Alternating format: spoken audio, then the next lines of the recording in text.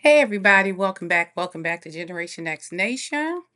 Let's go. Let's get it. We're gonna talk about this Bell Collective real quick and that Love and Marriage Huntsville. All right.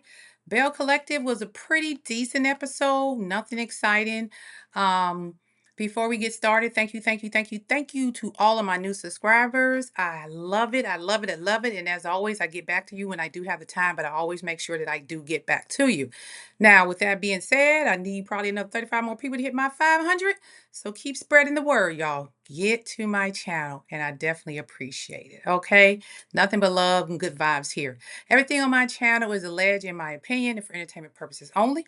I do all my commentary based on week to week episodes. Okay? Sometime I like a person in one episode, the next episode I see, I may not like them.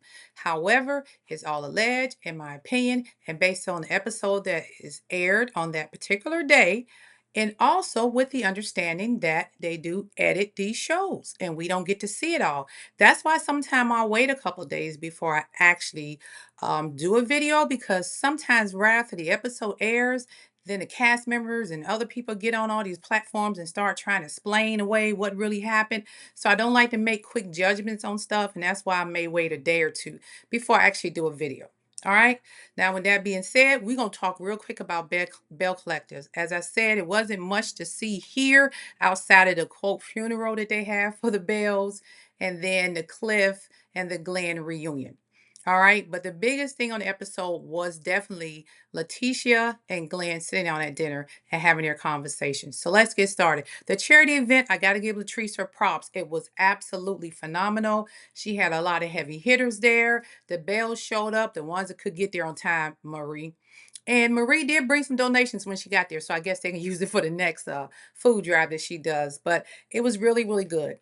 And at the that particular charity event, Tamara leaves early, and I'm noticing a trend with Tamara. She always leave the events early. She always has something to do, and I know she works at the radio station and she's a single mom, busy, busy, busy. If you're just too busy for the show, Tamara, just let it go. It's okay. You weren't a bad castmate. People will remember you. But I don't feel it's fair to the other girls to constantly film what's going on in their lives. And we'll get to that when they get to the funeral part.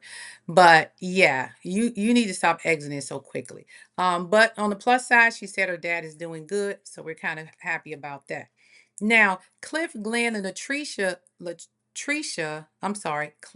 and Latrice and Letitia. You know, that Latrice and that Latrice, you get mixed up sometimes. They all met at Taste, and Letitia was saying she hadn't been there in a while because of that rift between her and Glenn and Cliff and Latrice. They all sat down. Glenn shows up. Now I'm gonna say this about Glenn. Glenn showed up dressed accordingly. Glenn, you looked a lot better than you did when you showed up to you popped up at your wife's photo shoot. And I'm like, that's how you should have popped up at the photo shoot, looking a little less thug and more casual, professional. You know what I'm saying? So he showed up, and it seemed like to me, Glenn looked like he was about to break down in tears. I don't know, but there was something emotional about him and Cliff's reunion. And Cliff just said, "Hey, let's keep it a buck. I have to side with my wife, and you hurt my feelings by thinking I would go out of my way to set you and Latrice up and try to destroy your marriage based on what Amanda was saying." And for some reason, I believed everything came out of Cliff's mouth. He doesn't care what people think of him, so I don't think Cliff ever lies when things come out of his mouth. However, he did mention while he was in Colombia living his best life, he got a phone call from Latrice, all upset, and said that Glenn got up in her face. And Glenn said, "No, just a misunderstanding." And it kind of was, because he really went out there to get Letitia out of that situation. So he did kind of step in between the girls. And because everybody was heated and arguing, they may have seen it as he got in those women's faces. And he didn't. So either way, they seem to have squashed it. Latrice brings him a drink. And Glenn, like, "I don't trust you. Let's switch drinks." I thought that was pretty funny. Um, and I will say this, I believe that Cliff is a great mentor to Glenn, because somewhere along the line, Glenn don't have very positive male role models. And I'm not saying he don't have any, but it seems like he looks up to Glenn a little more than maybe the men in his life. And it could just be for the show and filming.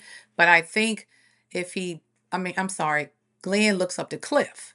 So I think if they maintain their friendship, you may see Glenn straightening up a little bit more. Because one thing about Cliff, he's not going to embarrass Latrice anymore. He's embarrassed her on the show, but I think they had a conversation. I haven't seen anything since that last time that happened at the club when he drug her out. Okay, now let's talk about the next scene where Marie and her stepdaughter. Let me tell you something. Marie's stepdaughter, first of all, is absolutely gorgeous. That is a beautiful young lady. And the fact that she's known her since she was several months old and been in her life, and she calls her Mama Marie, and they have such a close knitted relationship, I think that's beautiful because you don't see that a lot, especially when it comes to stepchildren. You know, it's a 50-50 chance they'll get along with the stepmom or the stepdad. So kudos to Marie and her stepdaughter for keeping that relationship going and make, at the end of the day, showing people that it is possible for you to be a good step parent and a good stepchild at the same time. But she basically told Marie, my daddy ain't worth two wooden nickels. Okay? She said he a good father, but a terrible freaking husband. And that's all it was. And Marie just said, hey, I'm used to him. This is a pattern. I keep going back and forth. And the daughter is letting her know he's just not good for you. Now, my daddy may be good for somebody, but Marie, he's just not good for you. Let it go. So I appreciate that because she can get the difference. Like a lot of people don't get that difference. They just see their parents as one singular person. They don't see that you're a parent, a mom or a dad, but then you're a husband and a wife or an uncle, and a brother. They're different relationships based on where you stand in the family circle. She understands he's a great father to me, but he's a terrible husband to you. Some people think because he's a terrible father, a terrible husband, I don't want to talk to my dad or my mom ever. And it's like, no, your relationship with your parents is different from the husband and wife relationship. And the more people understand it, the better. And I'm glad that young lady got on Beyonce's good internet, that TV, and broke that down because people need to hear and see that, especially young people. Because when families go through these type of divorces, usually the child takes one side and like one parent more than the other, thinking the parent divorced them. That has nothing to do with it. The parents divorce each other, but they will still and will always remain as your mother and your father. Okay, unless there's some alleged type abuse, violation, drugs, something like that. I can understand you having to feel a certain way. But anyway, Marie said, I'm going on these dating apps. And she was like, girl, that is leftovers. And I said, you know what? She right. She was like, hey, them people on there are divorced, been in bad relationships, trying to find somebody new. She said, hey, you want to find you somebody decent? Go to some different events where decent men hang out, i.e., country clubs, charity events, and things like that. I said, this girl is on to something. And whoever end up in her life gonna be a good man because she definitely know where to find them at. So kudos to Marie's stepdaughter. I forgot her name, but she is basically a really beautiful, nice young lady. And I wish that girl the best. Now let's get to Letitia and Glenn and this doggone dinner. Letitia and Glenn are sitting there having this dinner together. And they decided to talk on what happened at the photo shoot. Letitia lets Glenn know, I did not appreciate you popping up on the job. And as I said before, Glenn just won't end. And when Glenn walked over to that man and said, I need to be CC'd and this and that, looking the way he looked, anybody would have took it the wrong way. But the manager was out of line first. He should not have said what he said to Glenn, calling him sexual chocolate and all that crap. It was not cute. You don't do that to a man, especially a man who's as dominant as Glenn, allegedly very heterosexual. Heterosexual male. I'm trying to get that out. But you get what I'm saying. And that's nothing against anybody else. But Glenn seems like he's straight on one side, especially since he cheat. And I think he felt a way about him referencing that because if a man calls you something like that, they're trying to simulate that you're not like you're playing for both teams or something. And Glenn don't like that. He felt that his level of disrespect by him saying that to him. So I think that's what really set Glenn off. And of course, Letitia said, well, he was wrong. And I did check him. He's on leave of absence. You didn't fire him. You put her on a leave of absence. And I get what Glenn was saying there. That's why I say I will agree sometimes and I won't agree. Now, there was an episode I did agree with Glenn because I felt Letitia was kind of hard on him, but at the same time, I know Glenn took her through a lot. But this particular incident, I'm going with Letitia. Glenn, you was a little out of line, but Letitia, you should have checked your manager because that is your husband. That's the guy you choose to be with.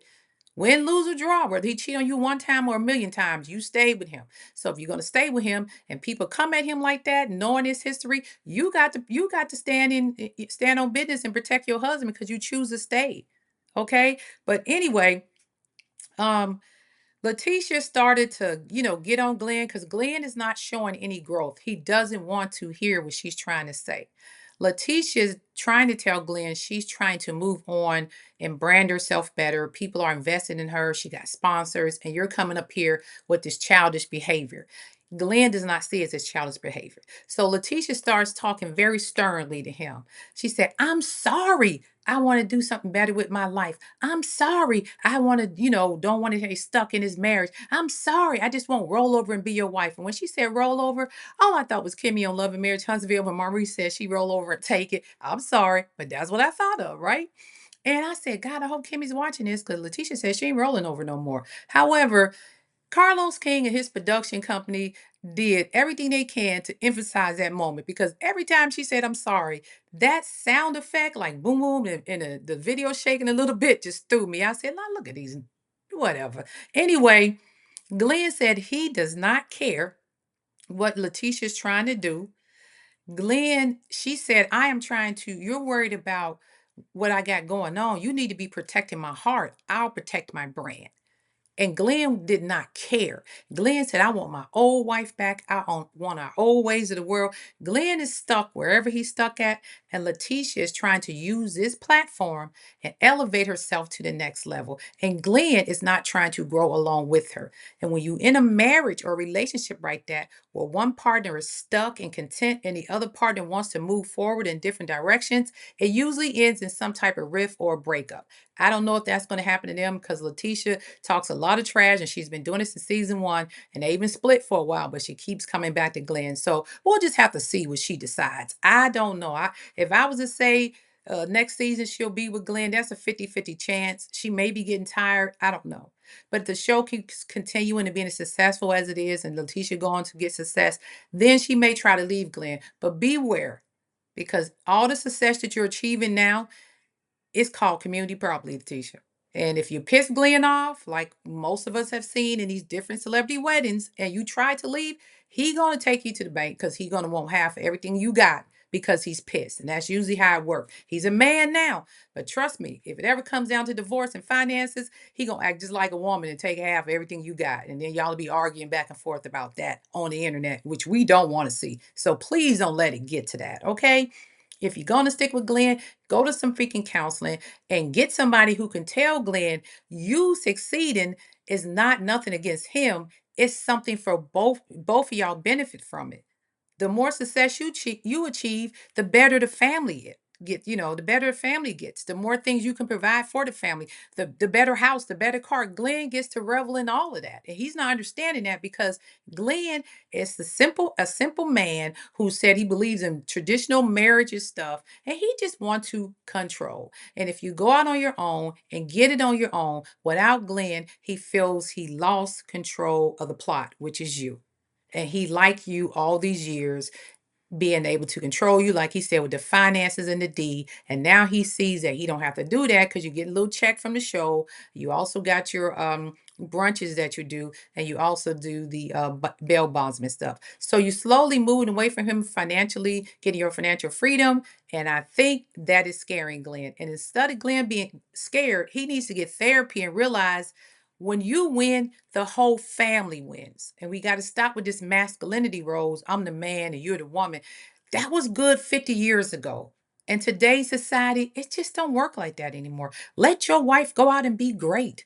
If she ain't cheating on you and doing stuff behind your back, let her be great. You still succeed along with her being great.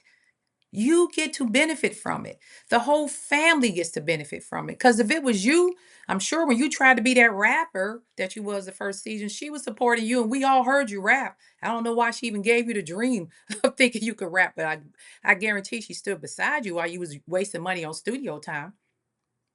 Just my opinion. Anyway, as I said, I think Glenn and Letitia probably will stay together. I don't see her leaving him anytime soon. I just think because she loves Glenn. I just think Glenn just need to change and he is not willing to change for Letitia right now. Now let's talk about this funeral stuff with the ladies real quick. The funeral stuff got me because they all got together, had their little black on, and of course, what's her name? Carrie comes in there like she going to the club. I don't know who wears them short dresses to a funeral. And they're sitting down exercising their grievances, right? And everybody is kind of, saying how they feel. Some people felt like the Bells wasn't a safe space and they don't like talking, around the ladies because a lot of stuff gets repeated back and everything. But before they got started, they actually read a whole obituary of how the Bells started and where they're at now. And I thought that was kind of interesting. Okay. But Letitia did a big thing.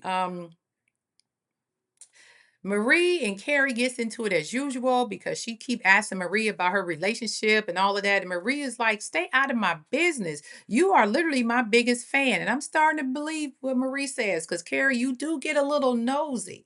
And I haven't seen the girls really get that deep into your business as of yet, as far as what's going on with you and your husband or finances or anything. They just let you be Carrie. You send them down to Gulfport to hang out with you. They drive down there. They do it. They don't question anything, but you're constantly in their business. Work your way into that group. Okay. And I think the safe spaces is just that. If they tell one person something, then the other person repeats it differently, and then there's a problem. So they're saying we are all here together. If you got anything you need to say about anybody at this table, spill it out right now in front of everybody. So there's no more he said, she said. That idea was great to me. All right. However, in the mix of all this, Tamara starts saying that she talks to Selena and Latrice more than everybody else, and she does spill her business to them because the ladies was accusing her of not being transparent. Where have I heard that before? Love and Marriage Huntsville. Okay. Tamara's like, well, I don't feel it's a safe space. And I think that goes back to the earlier seasons when Tamara had the boyfriend that everybody was investigating that he allegedly did something. I forget what it was off the top of my head. And they start questioning her about him and what he had he been arrested or maybe had a domestic issue with a woman, but it was something like that. And Tamara felt a kind of way, like y'all just nosy, all up in my business, and y'all talking about it behind my back. So that pulled her back from trusting them. Tamara did come in there openly, and then she put her guards up when she seen him play her like that. So then fast forward, she gets pregnant, she has another guy, whatever, and now everybody is, I think the guy may have had a girlfriend, if I'm mistaken, or something like that. But now they're mad because she didn't keep them abreast of the pregnancy, that she had been going through postpartum, but she said, hey, I talk to the people that I trust. Y'all gonna have to build that trust back up with Tamra. So that's why Tamra doesn't say a lot because she's working to see if the trust going to be built. And based on the arguments and the fights y'all continue to have, she's not going to loosen up to y'all. However, Tamra, once again, at the meeting, the funeral quote meeting, what do? I got to get up and go. And I understand it was your baby's, your baby's issue. You had something to go to deal with your daughter. You should just not shown up and say, hey, I can't make it. I have a event with my daughter. Because what was the purpose of you coming here and sitting for, and again, you could have been there for an hour or two, but they edited the show and it looks as though you was there for 5 or 10 minutes and you left. We get it. You should have just declined the event and said, I can't make this one, but yeah, keep me abreast of what's going on and I'll talk later with you guys. Something to that effect, because every time you have an event, it just looks like you're leaving. You missed the one in Gulfport, but that was your dad was sick. We understand that. Then the charity event, you left early before the ladies could get together and decide what they want to do with the quote funeral and lay it all on the table. Now this event, you left early, and there's been other events you didn't show up for, or you left early, you couldn't make it. And we know you have a job, you on the radio and all of that. We're not knocking that, but it does look like you come around just enough to keep your name out there so people know who you are, but you don't want to participate in the reindeer games that they're playing. I get that. So then after that, of course, Latrice and Letitia, everybody knows that they're now cool with each other. Then towards the very end, hey, come Carrie messy butt. And I'm going to say this, whether y'all like it or not, I did not feel that red wig on Carrie.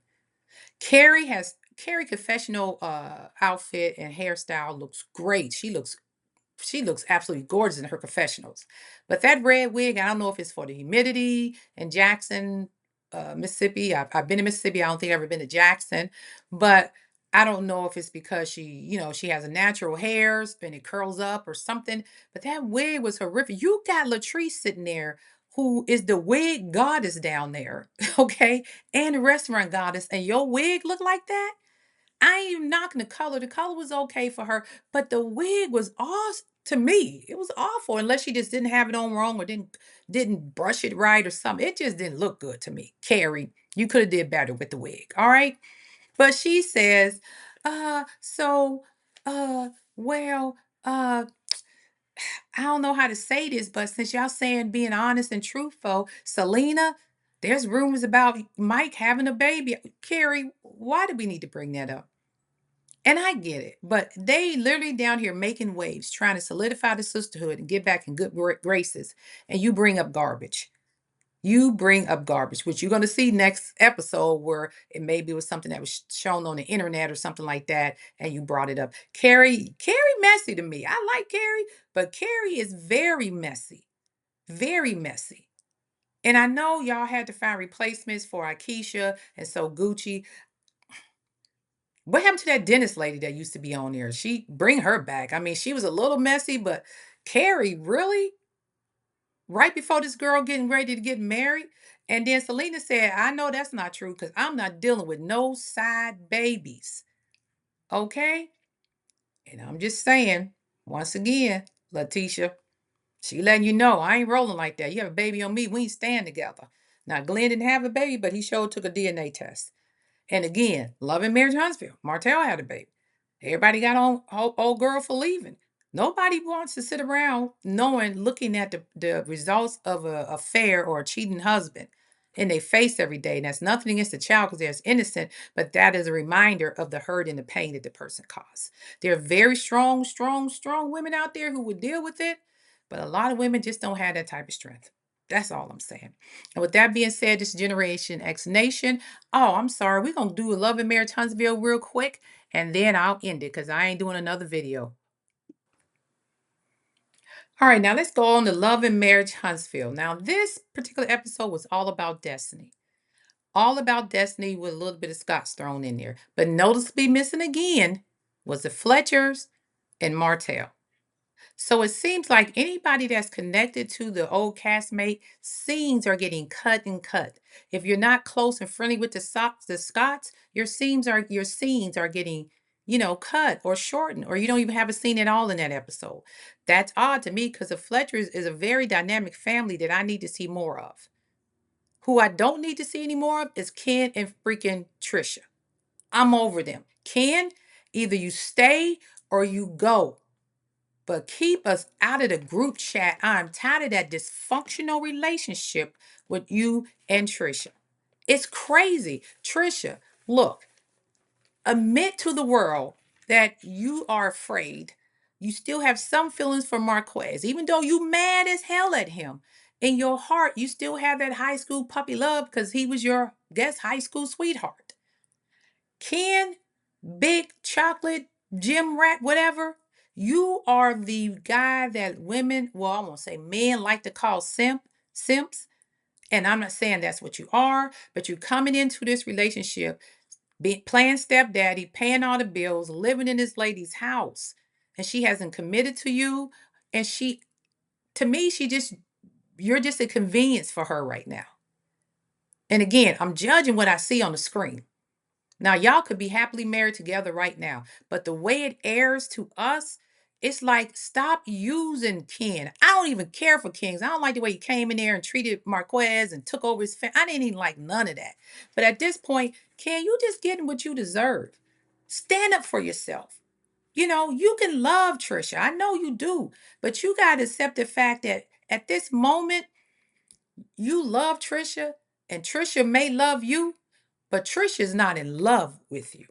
She loves you, but she is not in love with you, probably the way she was in love with Marquez. That's why she hollered and screamed and hated him so much when he left, because he literally broke her heart. She loves you, yes. She has surface love and feelings for you, but she ain't no shape, form, and fashion in love with you. And Dr. Francis knows that. And I'm not a therapist. That's why he said, well, go ahead and let her scream and shout and just don't say anything. Let her do it and get it out. Trish is not healed from the breakup of her marriage. Trish basically had to bury her marriage and have a funeral for it, and then bury her mother, her father, and her sister. She done had 4 funerals, 3 of a humankind and 1 of a marriage. That girl is damaged goods. And you just hopped up in there before she should have been through therapy and everything before she even started talking to you, Ken. And I'm gonna leave that alone. Y'all take us out the group chat because that whole relationship to me is it's just sad. It's past toxic. It's sad. It's like y'all don't see it. And I'm not saying y'all stupid, but I'm like, good Lord, Ken, Trish is not in love with you. She loves you, but she ain't in love with you. And women and men know what I mean when you are in love with a person. You can't see your life ever without them. You love them to you got to see them in the morning. You got to call them today. You got to text them. She ain't in love with you like that. That's all I'm saying. Now moving on. Destiny, I'm gonna call Destiny out on this crap because Destiny had such a great storyline hidden that she never exposed because she was so busy hating on her old castmate. And again, I say castmate most of the time because the lady wants to be disassociated from this show. So I try not to use her name as much as possible. But every now and then it may slip out. But her previous castmate, the way you treated that lady, the way you disrespected that lady, the way you was all up in her business, and you had your own family issues to deal with. And this could have been a great storyline. I am actually starting to feel for you and like you somewhat because now I understand where the anger came from. But you wouldn't show us that. So now we sitting here like, why is this girl so nasty and angry and look mean all the time and treating this other lady with 4 kids and a cheating husband like crap? And it all makes sense now. One, the reason you was on Martell's side so much because you lost your oldest brother. And I admit, I know several times you always mention or reference Martell as your brother. Maybe you was using him as a replacement because you didn't know your other siblings. According to you, you didn't know them. You didn't know where they're at. You were looking to find them, but you were close to your brother who you lost. So maybe Martell was your replacement, and that's why you took his side so much because you said Martell is like my brother. I get it psychologically. You may not know that's what you were doing, but that's what I got out of it. As far as your mom, that anger you had for your mom for just leaving y'all in that police car, driving down the street, and even today when they showing the show, you and your mom going back and forth, that was an anger that was built up in you. That when what is her name? Stormy came on the scene, you snapped on her, you snapped on Melody. That's where all that comes from. You had no empathy for that lady and her family dynamics when yours was just as bad as worse. You should have been like, I just don't get it. And then your mother, hope she gets better. She has some type of resentment for your dad. She has 6 other kids, or 7 other kids, whatever. But something about your father, she resented because every time she talked, she kept saying, you and your dad, you and I don't know if she was just jealous because she knew your dad had you down there and was raising you. You had a safe place to stay, or maybe your dad was her one true love because you was the oldest and he broke up with her and left her and moved out of bed. It's something about your father that triggers your mother when you come around. It's something about because she didn't mention the other kids' fathers. I don't know if it was random people because she was on drugs and that happens when you're on drugs. But she still to this day is angry at your dad. And I don't know why, because he took you down to Alabama and raised you to be a decent young lady. However, because of your psychological traumas from mama, you married a guy you probably wasn't in love with, but he was convenient. You loved him, but you wasn't in love with him. He was convenient, had a good job, and you tried to get you a life that you didn't have up there in Michigan. It's all making sense to me now, Destiny. You know, Doing the errands of the show, you was looking for your family. That probably was frustrating.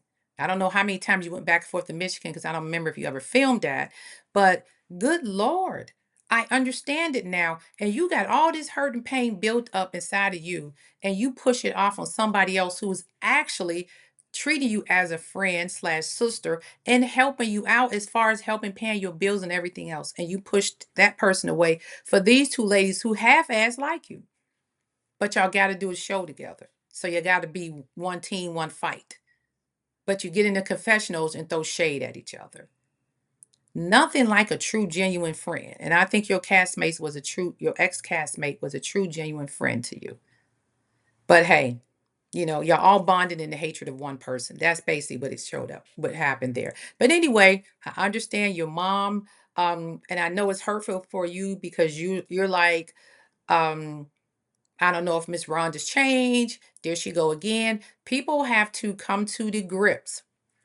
And I know I'm not a therapist, not a counselor, that when a person is that strung out on drugs and have been that strung out all of those years, and like you told your family members, I understand how y'all seen her, but you didn't understand how we seen her as a parent, as a mother. So your experiences with her is different. When a person is on drugs, the way it looks like your mother got caught up in that 90s crack era and never recovered, the drug become their family. The drug is the mama, the daddy, the children, the grandpa, the auntie. The drug is everything. They get up every morning trying to figure out how can I get high today, and nobody's off limits. If they got to steal grandma's purse, if they got to break in their sister house, their brother house, or they got to steal money from their children because they no longer have a family. The family is the drug. Now, the family still exists. Y'all still love them unconditionally, and you pray every day they get better. But in their minds, yes, you are my daughter. Yes, you are my mother. Yes, you are my brother. But at the end of the day, the priority is crack. So I'm going to push mom, dad, grandma, everything else. And I ain't saying crack 'cause I don't know what drugs she's on. But the priority is getting to the next high. And that will trump anything when you're dealing with a person on drugs. So the anger you have and the resentment you have for your mom for leaving you out there um, is valid. I get it. It's valid because you was a child and you want to hate this person, but you have to keep in mind your mother is sick and she probably will never recover, and that's who she's going to be until the day she probably takes her last breath. Now, miracles can happen, but because she's been out there this long, and we've all known people who was out there and clean and doing great now, your mother just never got that extra jump to get clean. And considering how old she is and how much she's been out there, it would take a lot to get her back on the right track. But miracles can happen. Just pray to God that it does. So I understand that. But the plus side is you got to meet your siblings. You got to go see your grandmother once again. You got to go see your aunts and your family. That was great. Destiny, you have a very interesting childhood, interesting family. And you said at some point that you was embarrassed and all that. You didn't have a reason to be embarrassed. There's millions of people in America that's going through what you went going through right now. And some of us who's been, not me particularly, but some people have been through it back in that time era where parents was doing that. That's why a lot of people were raised by their aunts and grandparents and foster parents, especially people that were raised in the early to mid 90s, early 2000s, because it was rampant until it kind of got slowed down. Okay. But hey, I'm just saying, you had a great storyline. That could have been awesome instead of you constantly focusing on somebody else's life and somebody else's marriage. And another thing that I didn't like while you was talking, I remember there was an episode when you had the Madani reopening, whatever it was, and you told your ex-castmate's mother, stop pimping out your daughter. And then you accuse her of grooming in the limousine. And I'm thinking to myself, you would say that to a person's mom who raised their child, who was there for their child, and your mother was literally out here probably being pimped allegedly for drugs and everything else. That kind of was like, ooh, if I know my mom's out there in the streets like this, doing this, that, and the third, having all these kids, why would I make a comment like that about a lady who raised her daughter and her children, in church and seemed to be a very intelligent young lady? And yes, she does have a brother, I'm assuming by her dad or whatever. But why would you say that? And then y'all went after her mom about messing one of the Scott boys and paying him for all this and that. And what you accusing this lady of, your mother probably experienced or was doing at the time. So was that a deflection? Again, allegedly, in my opinion, and for entertainment purposes only, everything that I say, alleged, in my opinion, for entertainment purposes only. I just speak from life experiences. That's all. And what I see, what I grew up with, and what I know. So, Destiny, I felt, when you made that comment about being embarrassed of her and all of that, and you made the comment about your brother, it started coming full circle. But when you said that, I said, wow, your mother grew up like this. And it's not to shame her because people get caught up, and you at the same time deflected that anger on another person and accused their parents of doing something terrible to them, you know? And I'm like, golly, is that ain't deflection? You didn't have the mother of the year, but then you're gonna talk about somebody else's mom. That's basically what it boiled down to for me. So Destiny, your story was very, very touching. I actually grew some feelings for her a little bit. It made me sad. I almost, shed a tear or two for Destiny. But I wish you would have opened up with that. and not the angry, aggressive Destiny that we met in season 1, 2, and then I guess you skipped a season and came back. And I know you said you're working on your anger and aggression, but some of the relationship that you damaged, you can't come back from. And that was a good relationship, and you probably shouldn't have damaged it. Just my opinion. Now, the Scots, and I'm going to finish with them. The Scots, let me tell you something. There is something going on with Scott's brothers and a uncle and a father, and we've seen it all over the screen, allegedly. Allegedly. You know, I put a picture of here to Scott's because they wanted to make sure that y'all know that me and Destiny and all of us, we still cool after that episode aired. But let me just say this. Every time they talk about Uncle Rick, they lit up like a freaking Christmas tree. They love the hell out of their Uncle Rick. And I know sometimes people have really good uncles and aunties. They just love, that's their favorite auntie, their favorite uncle, whatever. But for some reason, that father felt jealous. And I don't know if it was the time that he said that he was an uncompensated worker of the state, meaning he was locked up. Maybe Uncle Rick came through to help the family out, to make sure the boys was taken care of. The boys also mentioned they did help work with their dad. He showed them how to do stuff, but Uncle Rick showed them how to perfect it. So maybe when they was working with dad, he was working them hard, maybe working them like slaves, sweat, sun, whatever. And then maybe Uncle Rick took a little more time with them and spreaded it out and maybe paid them better or showed them how to do it, better. I don't know, or easier without so much manual labor involved. So I think the father seemed to me he's a little jealous because the boys seem to look up more to Uncle Rick than him. Because when they walked in that room, clock it, he said, "Hey, Dad." Uncle Rick, and he hugged Uncle Rick. I mean, just hugged the hell out of him. I'm like, damn. He's like, "Hey, Dad," and ran to Uncle Rick and gave him a hug at that school. I said, Jesus. And they just so proud of Uncle Rick having this school. And what he's doing is great for the community because he's teaching, older people, 20s and 30s who are out of school or whatever, how to get a trade. And like we tell you, young ladies, stop looking for these six-figure dudes in a suit and a tie thinking they're going to take you to the country club in your booty shorts. It don't work like that. But a good guy like this, I'm not saying he'll take you either, but there are six-figure men out here that go to trade schools, that know how to pour concrete or do plumbing or air conditioning, making just as much money and could take you to the same damn vacation spots as that other guy. The only difference is they look different. One guy gonna have on some work boots and some overalls, another guy gonna have on a suit and tie. That's all I'm saying. But the money's still the money. Stop going to the superficial, what you think a high value man should be. Okay. Now, Uncle Rick said, "Hey, I'm teaching these people how to get back in here because, as far as I can see, the population of African American men doing this has dropped or whatever." And he's right because a lot of men think they too good for that manual labor work, but honest work pays the bills. Okay.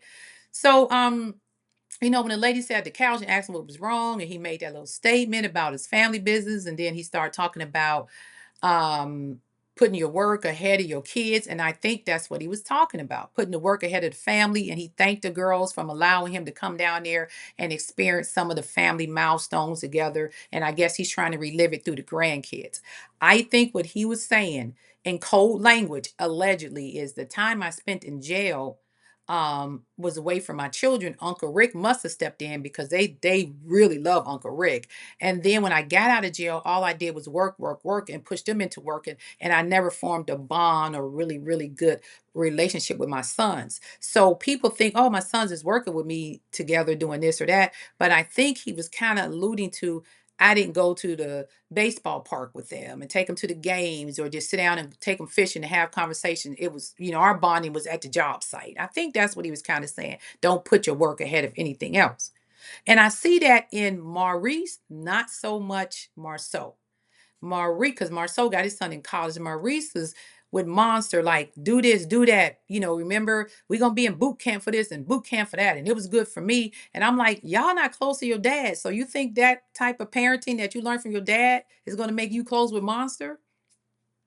So I see exactly what his father is talking about. And I also see Maurice emulating that with his son, if you look at the episode. So, Maurice, if you watch this, episode, you may want to take heed what your dad said and pull back on your son and spend more father-son time doing fun stuff. Go-kart racing, I don't know, but that stringent schedule you have for him, you're going to grow up and being just like your dad saying, oh, my son's not around or whatever. And he didn't particularly say that, But a person with a certain amount of experience on this planet, I can tell that father, the way he kept rolling his eyes when, the uncle would say something, and the way they walked in there is like, hey, Dad, Uncle Rick hugging on him. You felt that tension a mile away. That's why his father walked into the other room, and even the girls kind of noticed this. And let's go in here and see what Dad doing, because you could see their husbands was excited to see Uncle Rick's school and give him all the kudos. They did acknowledge their father, showed him and helped him stuff, but not the way they acknowledged Uncle Rick. And that was weird to me. That was weird to me. All right. So there is a rift between Uncle Rick and their father. And maybe as time progresses, we'll figure out what it is. All right. Uncle Rick do seem like a cool guy. Now moving forward, I think that was pretty much it for the episode as far as I can see. The Scots are definitely taking over. That's why I put that picture up there. If you notice, Martell is no longer in the middle where he used to be, him and Melody. Oh, I'm sorry, the ex-castmate. They got him off to the side. This is now the Scott show, okay? And really, we could probably do with less Ken and Trisha and more of Nell and Chris. Because right now they're going through a storm. They got their businesses they're trying to work on. Chris trying to get his license back. That's good storyline. We don't care about Ken and Trisha. I can't emphasize it enough. I hope they get whatever it is they after in that relationship. I hope it works out. Kudos to them if it do. If it don't, sorry to hear that. But for the love of God, we don't need too much more screen time out of them. But we see next week the three guys going to be sitting together, the three stooges, Martell, Ken, and I think Will sitting there. Ken, who's over here trying to, still force a lady to be in love with him. Will, who over here, I ain't no commitment dude, probably working on baby number 5. And Martell, who paying all the bills for his side chick, girlfriend Arion now, that broke up his marriage. They up here giving advice to each other about women. You can't make that shit up. That's all I'm saying. But anyway, if you like my commentary, hit the like, hit the subscribe button, leave a comment, and you guys go and have a great day. Again, I know it's rough out here in this world, and God only knows what's going to happen in this country. Because at the end of the day, we got an idiot in charge, and I don't care if you like him or not. I'm going to give you my opinion. I think he's a freaking idiot. That's how I feel. With that, you guys go and have a great rest of your day. And this is your Next Nation. And I'm out. Peace. And you guys, at the end of the day, pray for our military and y'all be safe out there.